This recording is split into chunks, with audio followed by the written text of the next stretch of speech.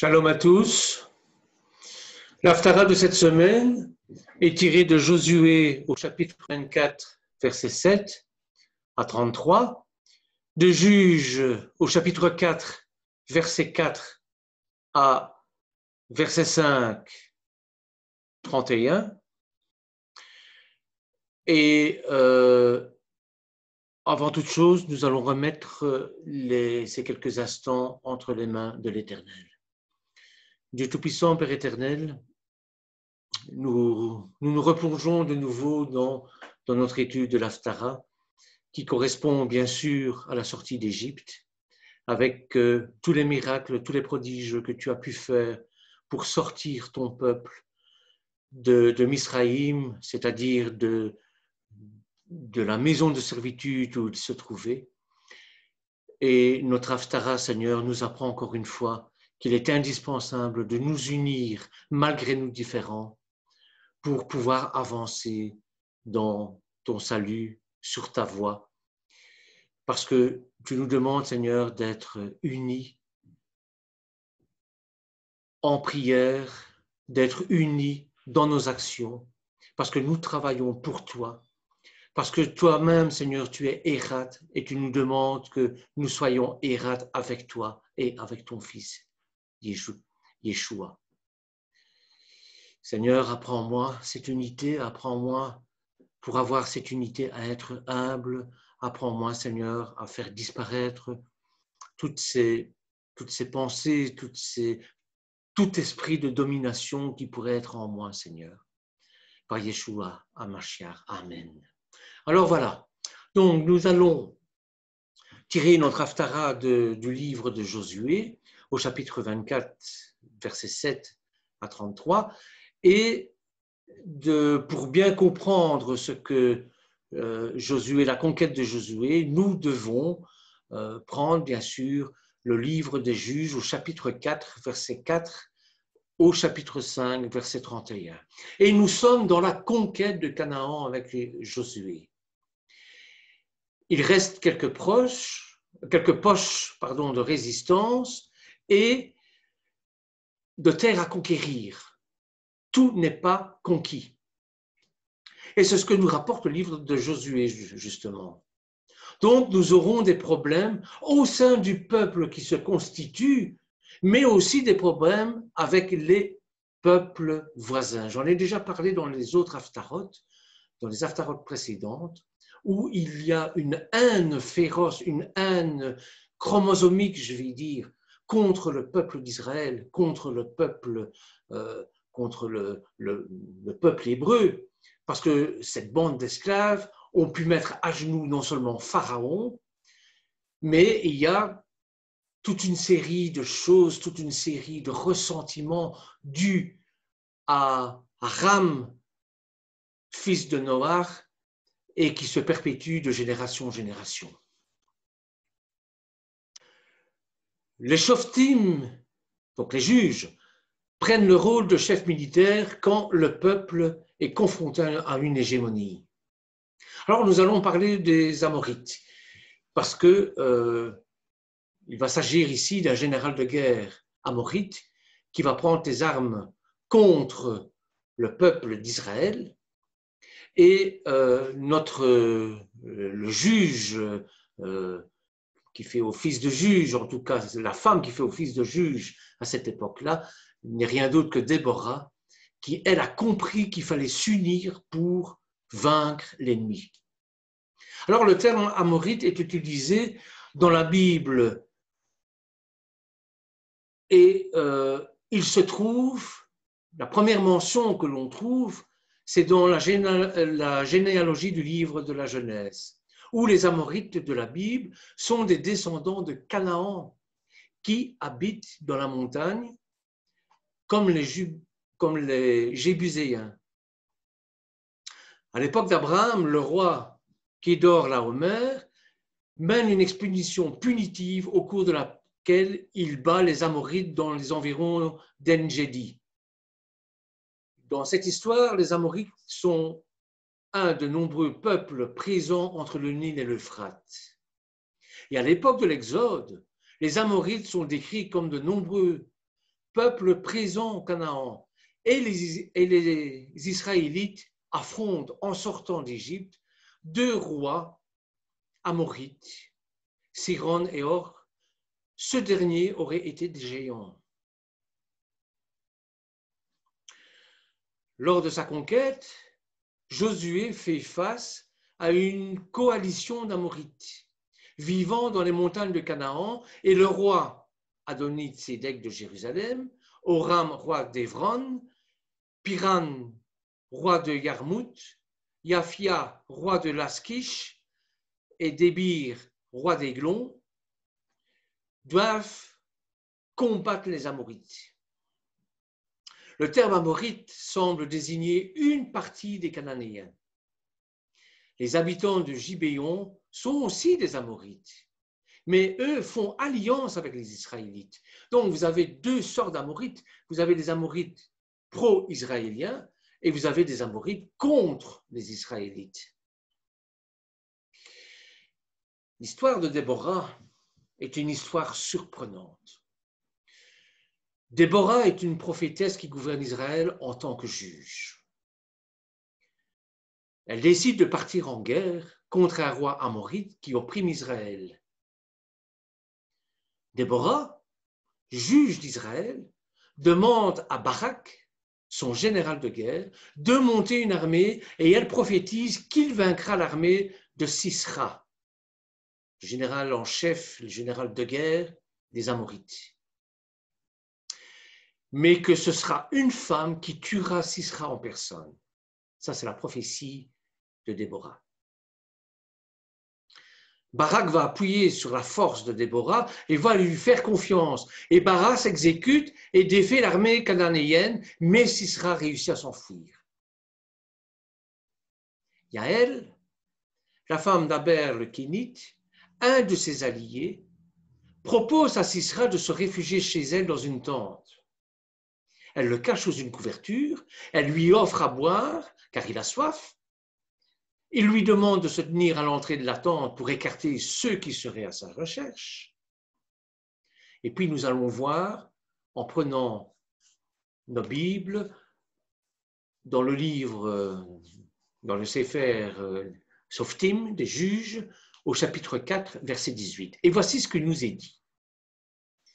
Yaël sortit à la rencontre de Sisra et lui dit « Entre, Seigneur, entre chez moi, ne crains rien. » Il la suivit dans la tente et elle le cacha sous une couverture.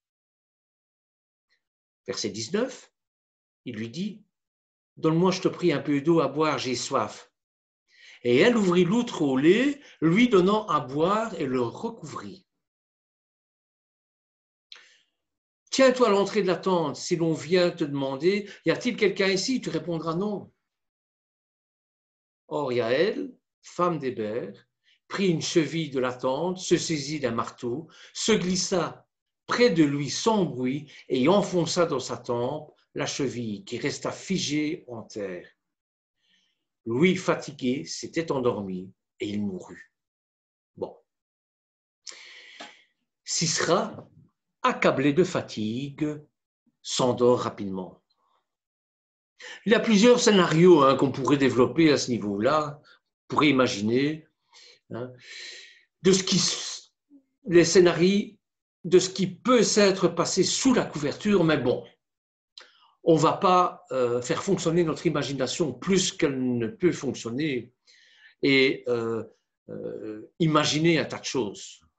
Restons à ce que les Écritures, même si elles sont très pudiques, nous disent, restons-en là. Brisant les règles de l'hospitalité, elle profite de son sommeil pour le tuer en utilisant un piquet de thym qu'elle lui plante dans la tête à l'aide d'un marteau. Yaël sort au-devant de Barak qui recherche Sisra. Elle lui demande d'entrer dans sa tente et lui montre le corps du défunt. Cette mort est suivie par celle de Yabim, roi de Canaan, qui offre la victoire à Israël. Et Yaël reçoit la bénédiction divine. Le lien avec la paracha est évident. La victoire miraculeuse par un prodige de la nature n'est pas sans rappeler le passage de la mer Rouge et l'engloutissement de l'armée de Pharaon par les flots. Josué est sur sa faim. Et avant de partir, il fait une alliance avec Israël et Sichem. Entre l'âge d'or de Moshe et Josué, de David et Salomon, il y a une période de transition qui est le temps des shoftim, des juges. C'est une période en dents de scie. Le peuple observait les commandements, puis s'ensuivait une période de dégringolade morale, et c'est le juge désigné par l'Éternel qui remettait le peuple sur le droit chemin. Le peuple durant 400 ans sera dirigé par des juges. Voyons ce qu'on nous dit dans le livre de Josué, donc au Névi'im, Josué, chapitre 24, verset 26. Puis Josué consigna ces choses dans le livre de la loi divine. Il prit aussi une grande pierre qu'il dressa en ce lieu, sous le chêne qui était dans ce lieu consacré à l'Éternel. Et Josué dit à tout le peuple, « Cette pierre nous servira de témoin, car elle a entendu toutes les paroles que l'Éternel nous a adressées. Elle sera un témoin contre vous si vous veniez à renier votre Dieu. » Pierre immuable va devenir le témoin. Ah, si les pierres pouvaient parler, elles nous rencontraient bien des choses. Regardez en Luc, au chapitre 19, verset 39, qu'est-ce qu'il est écrit? Quelques pharisiens du milieu de la foule dirent à Jésus, à Yeshua, « Maître, reprends tes disciples. » Il répondit, « Je vous le dis, s'ils se taisent, les pierres crieront. » Pierre en hébreu se dit Eben. C'est une contraction de Av, le père, Ben, le fils. Vous voyez le lien, un lien dur comme de la pierre entre le fils et le père. Et par l'amour de la Roua Kodesh, le père et le fils sont unis, fusionnés comme les éléments d'une pierre. C'est ça que ça veut dire. En Jean 10, au verset 30, moi et le Père, nous sommes un. Analysons le caractère des protagonistes des juges 4 qui est au cœur de l'Haftara. Commençons par Sisra. Sisra, c'est le commandant en chef de l'armée cananéenne, à Morit. D'office, il y a un sentiment d'animosité envers cet ennemi. Il va être défait par deux femmes, Déborah et Yaël. Cette animosité, je vous l'ai expliqué souvent, est due, il faut remonter jusqu'à Noach, un des fils de Noach, Ram, qui a fondé bien sûr Misraïm et Canaan. Ensuite, vous avez Barak, général juif, le pendant de Sisra, mais faisant partie des bons, celui-là. C'est pas grand-chose de lui, sinon qui dit Amen à ce que Déborah va faire. Puis vous avez Déborah, juge, et réellement prophétesse. Sans elle, pas de coalition possible, mais son importance se situe dans la stratégie adoptée pour la victoire. C'est une femme de pouvoir, et elle semble ne pas tenir un rôle féminin au sens maternel du mot. C'est un petit peu la Jeanne d'Arc des Français, si on peut faire une comparaison. Yaël, elle se présente comme la femme fatale, la traîtresse, la brutale, la séduisante, beauté fatale. La femme fascinante d'un côté et effrayante en même temps. Nous avons plusieurs personnages comme ça, féminins dans la Bible, qui ont ce stéréotype-là. La Sunamite, par exemple. Vous avez un peu des deux dans ce genre de femme fatale. C'est à elle que revient la victoire finale. Il faut remarquer que chacun des bons personnages est important pour le devenir du peuple juif. en concourant à la victoire, mais aussi ne sera appelé Mashiach. Aucun ne sera appelé le Mashiach. Nous pouvons remarquer que nous avons des couples opposés avec ces personnages. Déborah, Barak, Yaël, Sisra. Il y a une sorte de chiasme entre les deux. On peut faire un chiasme. Déborah caractérise l'intelligence et Barak la force physique. En Juge 4, verset 8, regardez ce qu'il nous est dit.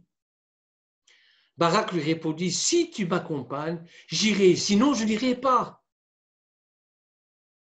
Et elle répliqua, certes, j'irai avec toi, seulement ce n'est pas toi que reviendra l'honneur de ton entreprise, puisque c'est à une femme que l'Éternel aura livré Sisra. Et là-dessus, Déborah s'en alla avec Barak à Kédesh. La force vient de l'intelligence de Déborah. Le couple Sisra-Yaël est le pendant du couple Barak-Déborah. Sisra, c'est un militaire. Yaël n'est pas prophétesse. Elle. Le couple fatal qui fonctionne sur l'inversion des valeurs. Sisra est idiot, complètement idiot, faible. Et cela le conduira à la mort. Et la femme, Yaël, est intelligente, forte, audacieuse, courageuse. Il y a un cinquième personnage qui ne fait pas partie de cette construction et qui vient en conclusion. C'est la mère de Sisra qui attend son fils et qui devine que son fils va mourir. On pourrait s'attarder un peu sur le caractère de cette femme. Voyons un petit peu au niveau des faits. Une faible coalition sous la volonté de Déborah. 6 tribus sur 12 vont s'unir pour combattre. Et le cantique de Déborah va être un reproche clair contre ces tribus qui n'ont pas voulu s'unir. Donc, elle a l'intelligence de comprendre, de prendre conscience que la victoire ne s'octroie que par l'union des forces.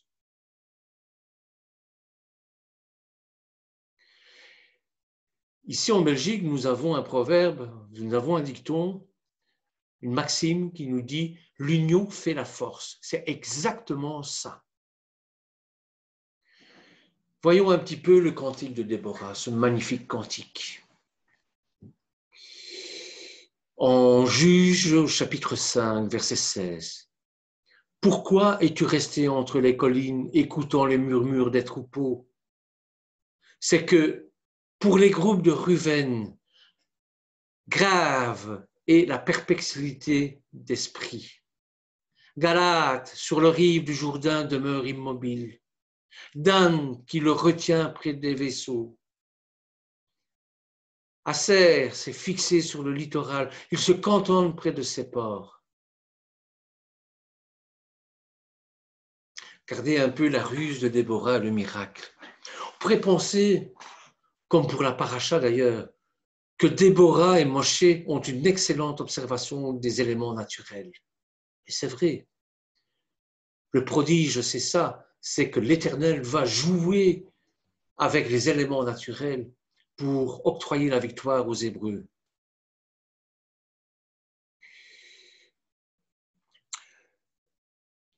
Or, les prodiges sont réalisés par la volonté de Dieu, qui est vue par un acte de foi pour celui qui croit en lui, sinon ça reste du domaine de la chance. D'heureux concours de circonstances alors qu'il s'agit de bien plus. Bien sûr qu'on pourrait y voir que simplement des faits de la nature, des événements de la nature, que Moïse, à cause de son long séjour dans le désert, a pu remarquer, ou que Déborah avait une sensibilité à ce niveau-là. Elle était tellement proche de la nature qu'elle en a tiré profit. Mais pas du tout, pas du tout. Ça, c'est pour ceux qui n'ont pas foi. en l'Éternel. Mais ceux qui ont foi en l'Éternel voient la main de l'Éternel dans les choses naturelles. La population éliminée possède une armée à cheval. Et c'est là qu'on voit l'intelligence de Déborah, ce qui n'est pas le cas des Juifs. Les Hébreux ne peuvent pas battre les Amorites dans une vallée parce que les Amorites sont supérieurs au niveau technologie. Ils ont des chars, ils sont très bien équipés en armement, chose que les Hébreux n'ont pas. Regardez, on juge au chapitre 4, verset 3. Les enfants d'Israël implorèrent le Seigneur, car ce roi avait 900 chariots de guerre et il molestait durement pendant 20 ans les enfants d'Israël. Ils sont imbattables. C'est comme si, vous aviez les Cosaques qui cherchent les chars allemands. Quoi. Bon, c'est exactement ça. Déborah a une solution. Il faut qu'un groupe important de soldats se rende dans la vallée et qu'il immobilise la cavalerie ennemie. Ensuite, un autre groupe armé pour attaquer l'armée de Sisera en descendant de la montagne. Le problème de cette solution est que le premier groupe de soldats est sûr de ne pas revenir vivant de l'attaque. C'est un sacrifice humain. Déborah demande à Barak d'être le chef de l'armée et de se porter volontaire pour guider l'attaque. Et Barak est réticent à conduire cette attaque. Moralement, il ne comprend pas comment on peut justifier un tel massacre. Est-ce que ça vaut vraiment le coup de faire un pareil massacre? Donc, il la rend responsable de l'attaque en cas d'échec. Si tu viens avec moi, j'y vais, mais tu prends toutes les responsabilités. Voilà ce que dit Barak à Déborah.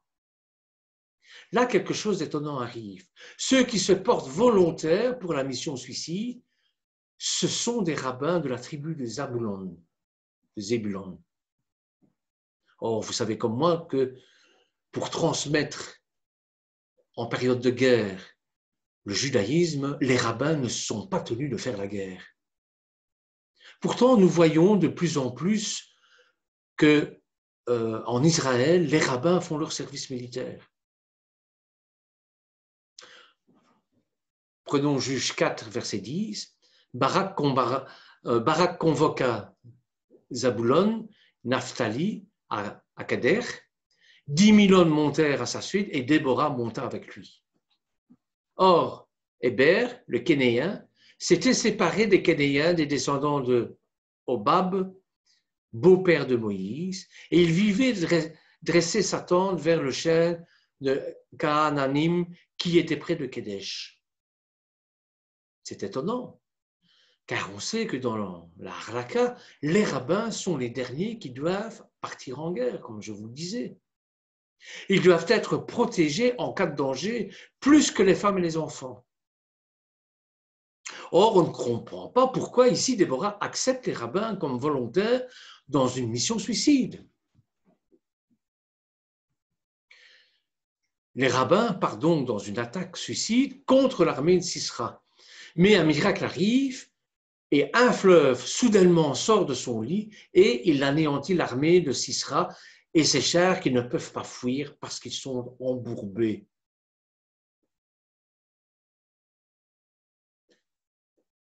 Shoftim, verset 4, chapitre 4, verset 7. Moi, je ferai avancer de ton côté vers le torrent de Kishon, Sisera, commandant de l'armée de Jabin, avec ses chariots et sa multitude, je le livrerai en tes mains. Au verset 14, alors Déborah dit à Barak, en avant, car c'est aujourd'hui que le Seigneur livre en tes mains Sisera. N'est-ce pas Dieu même que marche devant toi? Et Barak descendit du mont Tabor, suivi de 10 000 hommes. L'Éternel frappa de perturbation Sisera, tous ses attelages et toute son armée qu'il livra au glaive de Barak. Sisera sauta à bas de son char et s'enfuit à pied. Barak poursuivit attelage et armée jusqu'à Aroret, à Goïm, Et toute l'armée de Sisera tomba sous le tranchant du glaive, pas un seul n'échappa. Bon. Les Juifs sont saufs et les Amorites massacrés. Et Déborah fait un chant de louange à Dieu. Entrons maintenant dans le cœur même de l'Haftara. Deux lignes de force se dégagent de cet Haftara. La difficulté de construire l'unité, comme je vous le disais tout à l'heure. Sur 12 tribus, 6 ont répondu présentes et c'est toujours le même problème, l'unité entre les tribus. Mettons de côté nos conflits intertribaux, unissons-nous. Et c'est toujours quand il y a une menace qu'on s'unit. C'est pareil en Belgique, hein. Vous avez des Flamands et des Wallons. On se fait continuellement la guerre, politiquement et territorialement aussi. Mais quand le peuple belge est menacé, alors là, Flamands et Wallons ne font plus qu'un. Et c'est ce qui se passe ici, c'est ce que nous dit notre Haftara. Donc ça a toujours été, chez les Hébreux, le manque de cohésion et d'unité. Et ça leur coûtera très cher. Hein. La capacité des Juifs à surmonter leurs différences d'opinion démontre à quel point nous nous sommes éloignés de l'héritage véritable. Il faut rapidement y trouver une solution. Non seulement parce que c'est notre véritable but en tant que peuple, mais parce que cela nous met gravement en danger vis-à-vis des autres. Nous pouvons avoir des opinions politiques différentes, mais nous sommes tous juifs et pour les antisémites, c'est suffisant. Plutôt que de permettre aux politiques de les diviser comme ils le font très bien, les Juifs doivent se rassembler. Ce n'est pas seulement un mécanisme pour affronter les menaces dans le monde, de la nature, mais historiquement, c'est un moyen éprouvé d'assurer la sauvegarde de notre peuple. Quand je dis de notre peuple, c'est le peuple juif, parce qu'il est question ici de l'Haftara et de la Paracha. Mais comme je le répète assez souvent, le peuple juif est le laboratoire de l'humanité, c'est tous les peuples dont il est question. Nous devons tirer les leçons de ce que le peuple juif a expérimenté, a subi pour nous. Vous comprenez? Il est écrit dans le livre de Maor van Shemesh que la défense principale contre les catastrophes est l'amour et l'unité. Quand nous sommes dans l'amour, l'unité et l'amitié au sein d'Israël, nulle calamité ne peut nous atteindre. Ce dont les Américains ont désespérément besoin et que les Juifs possèdent, bien que la sauvegarde de nos communautés juives soit une raison suffisante pour nous rassembler, il y en a une autre, encore plus profonde, pour laquelle l'unité juive doit être notre priorité. Ce n'est pas une coïncidence si les fameux antisémites comme Henry Ford le savaient. Dans son livre « Le Juif international », le principal problème du monde, et il écrit lui-même, les réformateurs modernes qui élaborent des systèmes sociaux modèles feraient bien d'examiner le système social suivant lequel les anciens juifs étaient organisés. Je vous le disais, la Bible, avec le peuple saint, avec son histoire sainte, est un modèle, est un exemple que nous devons prendre pour notre vie au jour le jour, pour notre nation, pour notre peuple, si nous ne sommes pas de peuple juif. Bien qu'oubliés depuis longtemps, les Juifs ont vécu selon des principes de véritable égalité et de souci mutuel. Nous sommes devenus une nation au pied du mont Sinaï seulement lorsque chaque personne qui était présente a accepté la condition d'être comme un seul homme dans un seul cœur. Durant des siècles qui ont suivi, les Juifs, les Hébreux ont pratiqué la méthode qui leur permettait de s'élever au-dessus de leurs différences et de créer une cohésion sociale. plus solide et un développement humain sans précédent. Ce n'est qu'après la destruction du temple, pendant le long exil qui a suivi, que l'unité a été oubliée. Alors que les Juifs étaient dispersés dans le monde, ils ont contribué au développement social, économique, culturel de chacune des sociétés où ils vivaient. Cependant, ce développement n'était pas guidé par le principe unificateur destiné à équilibrer et harmoniser sa société. Et quand les fossés, les divisions empiraient, le blâme et la haine apparaissaient toujours et les Juifs étaient expulsés. C'est ce qui s'est passé en Allemagne en 1933. Aujourd'hui, alors que l'antisémitisme augmente encore une fois, les Juifs doivent enfin fournir le modèle de cohésion sociale qu'ils sont les seuls à pouvoir donner. Notre ancienne mission est devenue si urgente et pertinente que l'ignorer aurait des conséquences périlleuses. La vague actuelle de menaces vis-à-vis des Juifs ne se rapporte pas à Trump ou à d'autres. C'est à propos du changement impératif qui doit se produire, changement que les Juifs doivent initier et dans lequel ils jouent un rôle déterminant. Nous devons voir que notre véritable puissance juive, qui est à la fois de protéger nos communautés et de s'impliquer dans le monde, se trouve dans notre capacité de nous unir au-dessus de toutes les différences, et cette sagesse est profondément ancrée dans notre héritage.